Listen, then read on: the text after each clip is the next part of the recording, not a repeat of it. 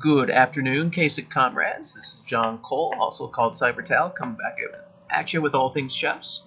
We're finishing our roundup of how to play with and against the isolated pawn. This is going to be the review portion of how to play with the isolated pawn. There are some attacking concepts I feel like I didn't properly cover in the first portion of our session on isolated pawns, so the 2 or 3 example games we're going to be looking at for the next few days are going to be fairly aggressive. Really, the desired end goal with an isolated pawn is to gain activity, to gain a kingside attack. So we're going to be looking at some fairly idealized scenarios of when the defender goes completely wrong and the isolated pawn is just able to break through to total victory. Now, the majority of your cases, you're not going to be able to get this sort of idealized attacking structure because the defender is going to be doing at least a decent job. But these will be some examples of that sort of idealized moment where the stars align and just get to rain down sacrifices and feel very pretty about yourself. This is a very famous game.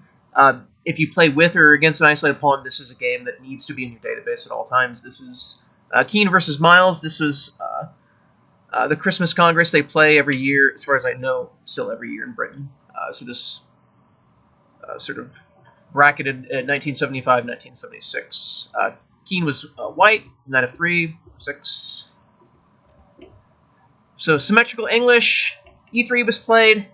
This looks more quiet than the alternatives, but actually white tends to score better in this line than my own repertoire, sadly, so I might be making some changes to that. The main move here is g3, and that leads to a lot of symmetrical English move order subtleties and sort of tangled, reversed positions. Now that I've examined the isolated pawn, I really think I'm going to be switching to e3, because it flat out just scores much better, and it's much simpler to deal with. So black, main move here is e6. It's symmetrical, but typically running for symmetry is punishing to the person that's down a move, i.e. black. E5 is the modern move. In my opinion, it's the most combative and interesting. Here, main choice for white is d4, knight e5, and now the move that scores the best, the engine's top choice, is h5. This is a truly modern move. Just to date myself, I'm 36, so I was born in 1984. Even playing chess back in the 90s, a move like h5 was really, if not unthinkable, at least frowned at, and you really wouldn't see a move like that in the theory books. If a move like this appeared, this would be like novelty of the year at the Informers back then. Now, it's just a natural part of modern chess. We don't require these revelations to play the correct move. If the moves say a move is right, then we just play it. We don't have the same biases that we used to have even just 20 years ago. H5 prevents white from playing g4 himself, which is a positional threat in a lot of these structures, to chase that knight away from f6. Prevents the knight from dropping back to g4 to eliminate the guardian of the e4 pawn, and gobbles up Kingside space. I would say objectively it's the best move, and it's a fun move to make. So e5, in my opinion, is a little bit better than the game choice of e6. It keeps symmetry, but in my opinion, keeping symmetry isn't very profitable here. But d4, d5. Knight takes was played in the game. If black wants to play with the isolated pawn, e takes d5 would be the choice. And I would say this is an equal position. You know, this is going to be a fun game to come with lots of content. In my opinion, this is a much more complicated, interesting game than playing like the Marshall or the Moran, where things are so analyzed out that it's really hard to find any fertile ground for new content. Most modern openings are now analyzed out to move 30 or so. So to get a position like this, which is still relatively fresh, it only had about 900 games in my database, which for a modern position at move 9 is pretty good. But knight x d5 is played in the game, so black is choosing to play against the isolated pawn. Bishop d3, in my opinion, and this is something we discussed in the first part of the session, bishop c4 is a little bit more accurate in my opinion, only just my opinion. But in some positions, putting more pressure on the d5 square is a little bit more profitable. You can always drop the bishop back to its battery square gets in the h7 pawn if you need to. But that's purely subjective preference. I completely recognize that bishop b3 is just as popular and scores just as well. So just a matter of taste. He takes e1. So this is sort of the modern main line for the semi-Tarish line that we're looking at. From symmetrical English, we've gotten to a semi-Tarish with thousands of games from this position.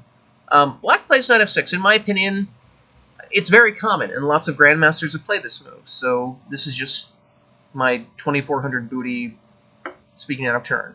But in my opinion, knight f6 is just not accurate, having analyzed a lot of these games and looked at the scores. Black has a lot to do in this position. He's got to solidify his kingside. He's got to employ his light square bishop profitably. Knight f6 doesn't employ the light square bishop, certainly.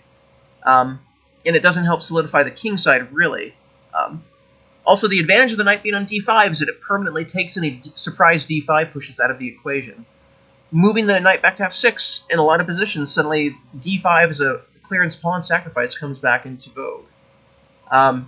So, in my opinion, knight f6 just isn't accurate. The modern main line is bishop f6. In my opinion, this is the best move. So, you're immediately choosing to put pressure on the d4 pawn. On playing g6, your bishop is already ready to drop back to g7 to fill the fee and shadow. Plus, you make room for this knight on c6 to drop back to e7. So, in my opinion, moving the bishop to f6 accomplishes quite a bit. There's a couple different lines. I didn't want to turn this into too much of a theory game, but the modern main line, from what I can tell, is bishop e4, b3, h6. Here, g6 is bad because with the knight on e7, the h4 square isn't properly controlled, so white can play h4 profitably. And then after h5, white is well ahead in kingside attacking goals. This is a very nice position for white. But h6, then knight e5.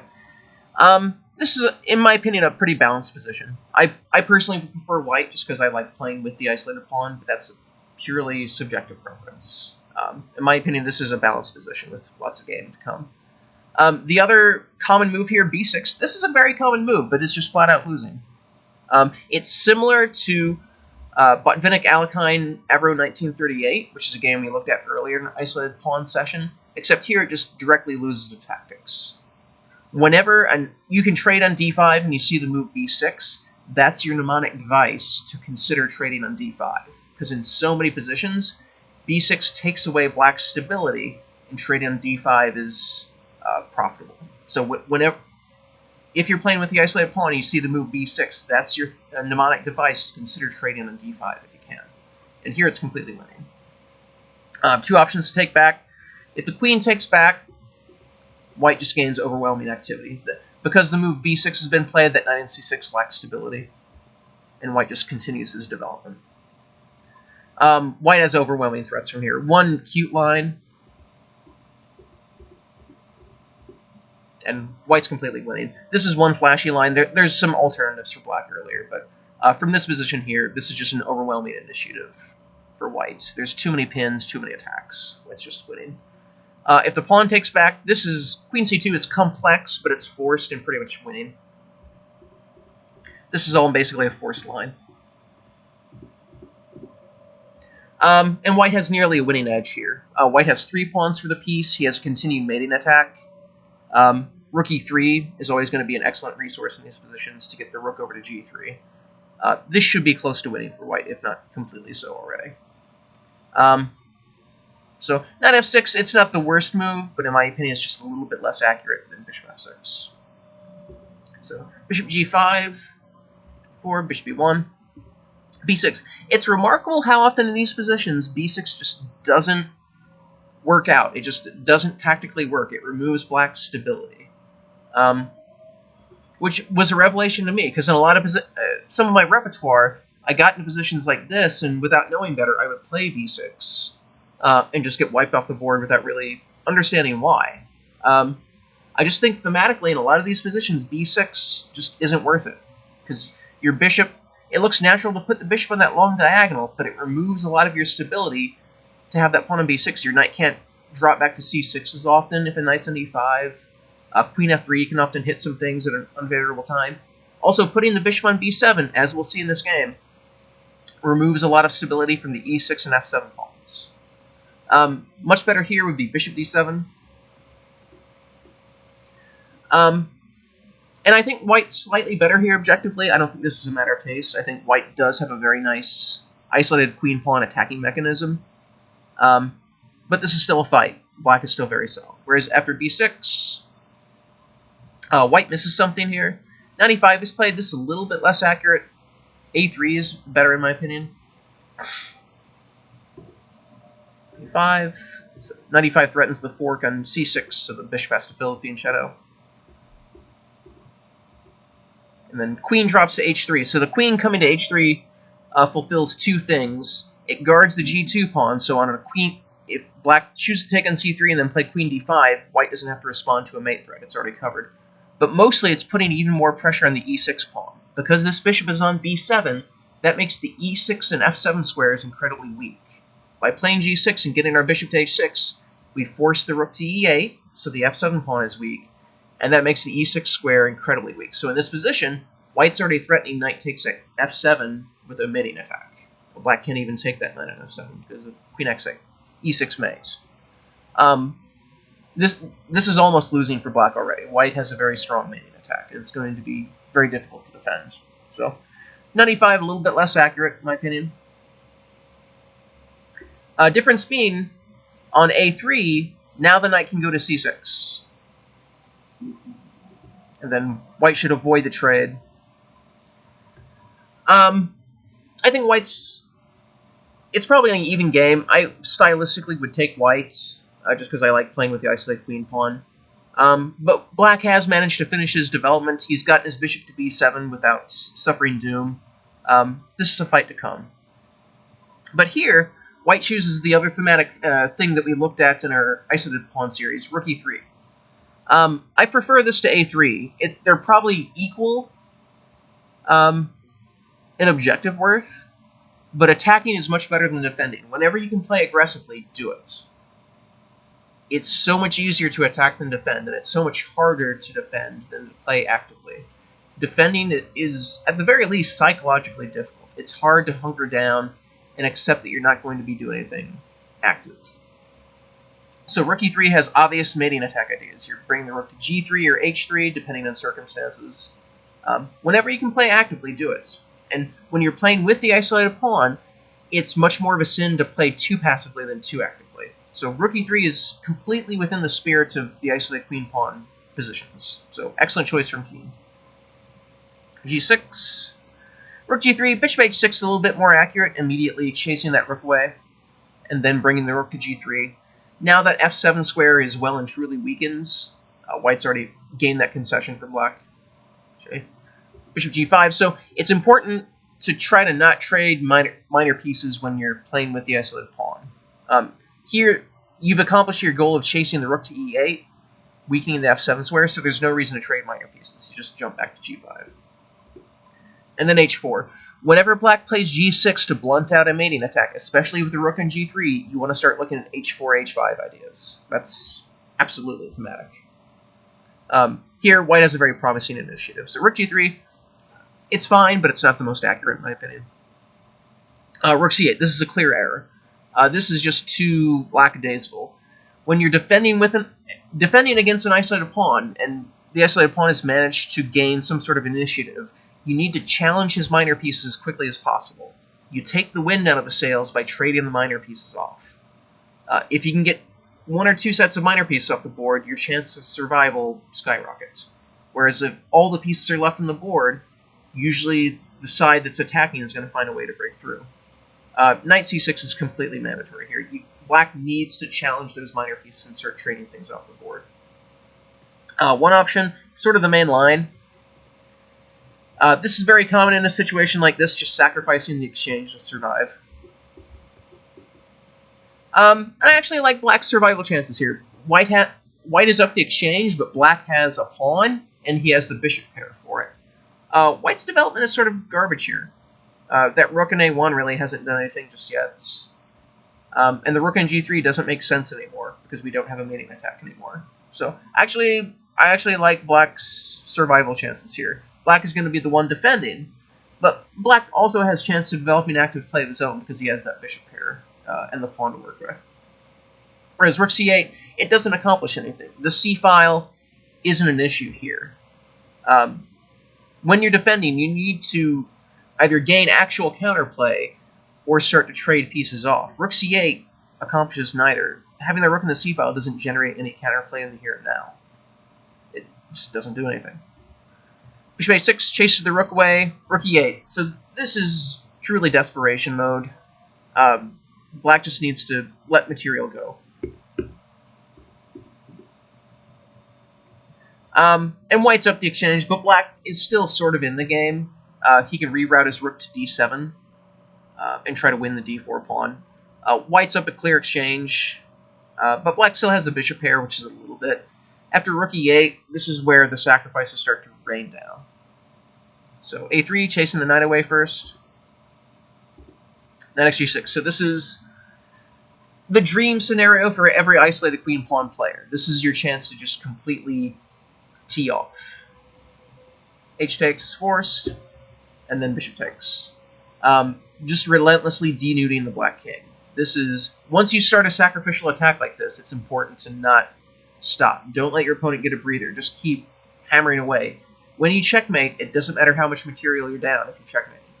So once you've sacrificed a piece or two, just keep at it. Keep at the logical conclusion. Black has to take.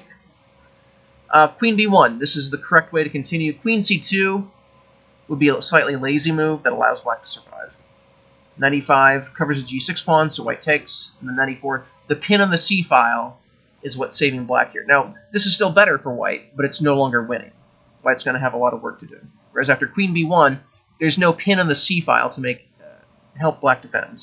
So black has to give up just a boatload of material. He takes knight e4, knight takes. King h7. This allows mates. Rook c1 is a way to survive.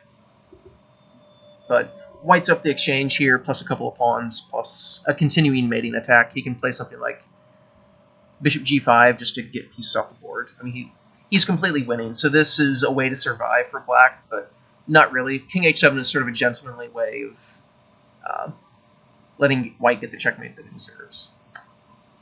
Knight f6. Great Vengeance and Furious Anger.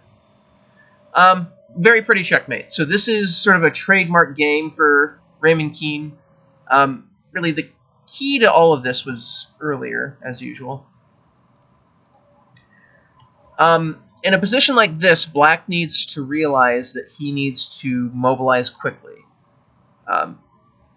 When you need to mobilize quickly, don't develop perfectly, just develop.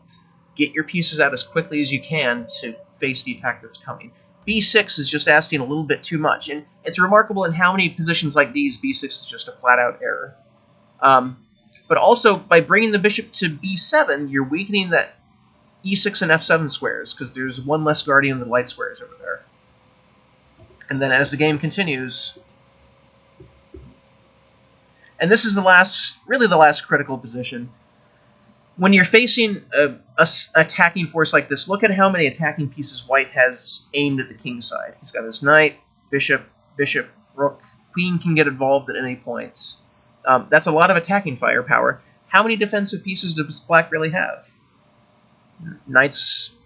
Really, none of his pieces can get over to the king side. It's sort of sealed off hermetically from the rest of the board, from both the center and the queen side. Black needs to realize that this is an emergency situation. A rook c8 is just way too lackadaisical, and it just allows white to just ideally tee off. This is a dream attack. You won't often get a setup like this, because a lot of times the defender will do a better job. But this is what you aim for with an isolated queen pawn, especially with that rook lift. That rook lift was another key point. Once you've played that rook lift, you're more or less committing yourself to a kingside attack. Otherwise, the rook is just a huge waste of time. You're sort of at the red line of the point of no return, where you have to keep battering away. And Keene did a spectacular job of continuing the battering. So, beautiful game. This is worth a restudy a few times just to catch the different tactical subtleties. But really, the main takeaway is that if white's able to build up a kingside attack without being bothered, he's almost always going to win. So when you're playing with the isolated pawn, look to build like this. And if your opponent allows you to do it, you're going to get a beautiful win out of it. Playing against the isolated pawn, don't let your opponent build like this. You're not going to be able to defend. Something's inevitably just going to break through. So we'll continue our look at handling the isolated pawn tomorrow. My name's John. I'll pitch you down.